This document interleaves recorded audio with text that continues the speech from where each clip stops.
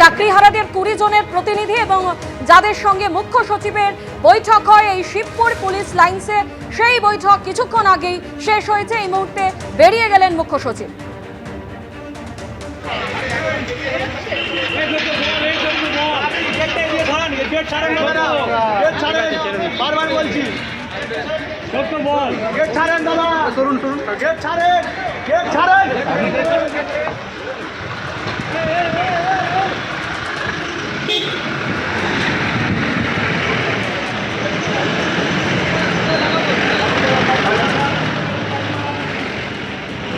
সরাসরি আমাদের প্রতিনিধি সুনীত হালদার আমাদের সঙ্গে রয়েছেন। সুনীত, আমরা দেখলাম মুখ্য সচিব তিনি বৈঠকের পর বেরিয়ে গেলেন, কিন্তু যে প্রশ্ন উঠছে আজকের এই বৈঠকে কি হলো কিছু জানতে পেরেছো? দেখো, এই মুহূর্তে বৈঠক চলছে। যেটা জানা গেছে বিকেল 4টে নাগাদ বৈঠক শুরু হয়েছে। বৈঠকে উপস্থিত ছিলেন চিফ সেক্রেটারি, ডিজি এবং হাওড়া সিটি পুলিশের কমিশনার ছাড়াও পদস্থ কর্তারা, এবং তারা এই যে আন্দোলনকারী অর্থাৎ যারা চাকরিহারা, যারা যোগ্য প্রার্থী তাদের সঙ্গে কিন্তু বৈঠক করেন এবং তাদের 20 জনের দল তারা স্মারকলিপি নিয়ে চিফ সেক্রেটারি হাতে তুলে দেন। এবং যেটা জানা গেছে প্রায় 10 মিনিট তিনি বৈঠকে ছিলেন চিফ সেক্রেটারি, এবং তারপরেই কিন্তু ক্যাবিনেটের মিটিং আছে বলে তিনি বেরিয়ে যান বৈঠকের মাঝপথে।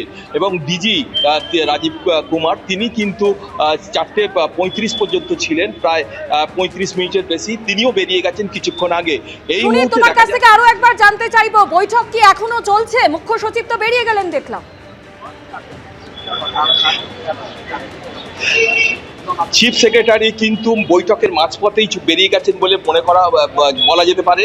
তারপরে ডিজিও কিন্তু বেরিয়ে গেছেন কিছুক্ষণ আগে, কিন্তু এখনো বৈঠক চলছে। হাওড়া সিটি পুলিশের কমিশনার আছেন এবং পদস্থ কর্তারাও আছেন, তারা বৈঠক করছেন। এবং এই আন্দোলনকারীদের যে বিভিন্ন দাবি আছে সেই দাবিগুলো সম্পর্কে কিন্তু আলোচনা হচ্ছে বলে জানা গেছে।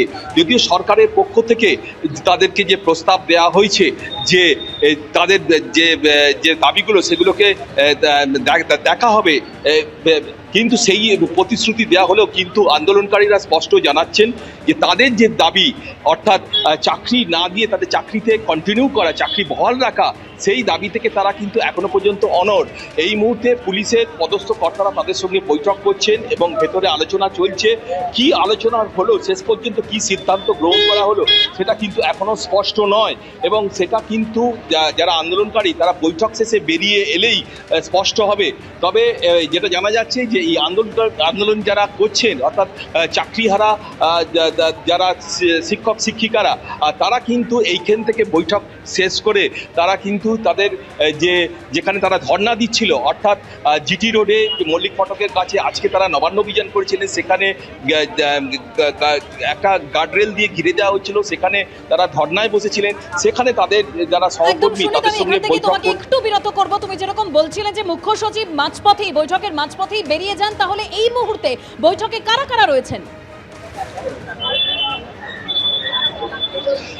এই মুহূর্তে যেটা জানা যাচ্ছে মুখ্য সচিব ডিজি বেরিয়ে গেছেন 10 মিনিট বৈঠকে থাকার পর। তারপর ডিজি প্রায় 35 মিনিট বৈঠকে ছিলেন, তিনিও বেরিয়ে গেছেন। এখন 5টা বেজে গেছে, কিন্তু এখনও হাওড়া সিটি পুলিশের কমিশনার এবং অন্যান্য যারা আছেন তারা কিন্তু পদস্থ কয়েকজন কর্তা তারা কিন্তু আছেন। এবং একই সঙ্গে জানাবো প্রায় 20 জন যে আন্দোলনকারী যার প্রতিনিধি দল তারা যে এসেছিল তারাও কিন্তু একই সঙ্গে ওই বৈঠকে অংশ নিয়েছিল, তারাও কিন্তু ভেতরে আছেন। এখন বৈঠক চলছে, সুতরাং যাদের সঙ্গে বৈঠক হচ্ছে এই মুহূর্তে তারা যদি বাইরে বেরিয়ে এসে তারা কথা বলেন, তাহলে আমরা প্রকৃতভাবে জানতে পারবো যে কি সরকার তাদের দাবি তারা পুরোপুরি মেনে নিতে রাজি হয়েছেন কিনা, বা সরকার তাদের সম্পর্কে কি ভাবছে এবং সরকারই তাদের হয়ে আদালতে কি জানাবেন। এই টোটাল বিষয়টাই কিন্তু কার্যত এখনো বৈঠকটার ওপরই দাঁড়িয়ে রয়েছে। তার কারণ আন্দোলনকারীরা তারা স্পষ্ট জানাচ্ছেন দীর্ঘদিন তারা সরকারের কাছে দাবি আদায়ের জন্য আন্দোলন করেছেন। তারা শেষমেশ কোনো পজিটিভ কোনো সাড়া না পাওয়ার কারণে তারা নবান্ন অভিযানের ডাক দিয়েছে।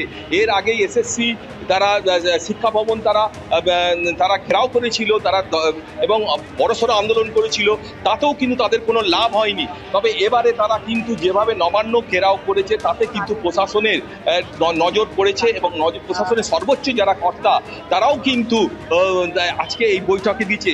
যদিও বৈঠক সম্পর্কে এখনো পর্যন্ত যে তথ্য উঠে আসছে, 10 মিনিটের কাছাকাছি মুখ্য সচিব ছিলেন, ডিজিও ছিলেন এই বৈঠকে, তবে তিনিও বেরিয়ে গিয়েছেন এবং এই মুহূর্তে হাওড়া সিটি পুলিশের উচ্চপদস্থ কর্তারা তাদের সঙ্গে বৈঠক করছেন এই চাকরিহারা শিক্ষকরা।